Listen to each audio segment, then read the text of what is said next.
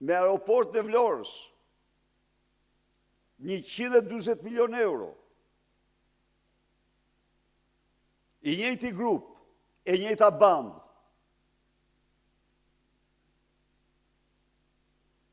por që nuk cilësohet organizat kriminale, nuk cilësohet, po më thoni mua, çfarë dëmësh më të mëdha kanë bërë një grup kriminal ordiner? Cili për e tyre ka kriju kaq dëme kolosale në buxhetin e qytetarëve shqiptar më shumë se këta? Çfarë duhet të kenë?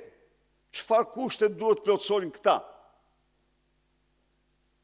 Që prokuroria t'i shpallë organizat kriminale, përveç faktit se janë zyrtarë dhe nuk do t'i quajë të tillë? Ndaj dhe ata hidhen, ndaj dhe kanë ndryshuar mediat e tyre si lukuni, me akuza monstruoze, me akuza të turpshme.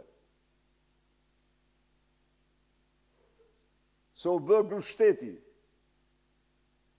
se po përmbyset kushtetuta, se po përmbyset rendi kushtetut dhe një kohë kur ajo që është e pafalshme, e papranueshme, është sepse nuk janë kualifikuar si grupi strukturuar kriminal apo organizat kriminale.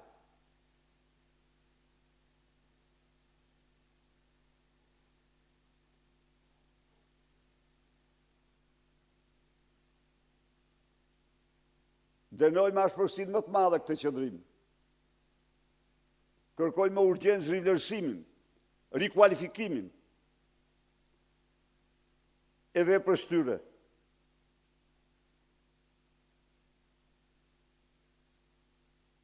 Nuk mund të kalohet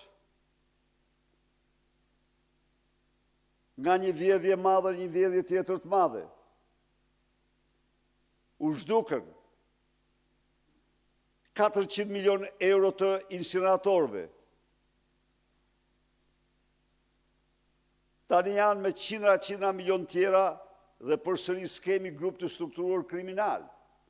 Nuk kemi organizat kriminale në një kohë kur Edi Rama kryeson një organizat të vërtet kriminale që është qeveria e tij. Faleminderit.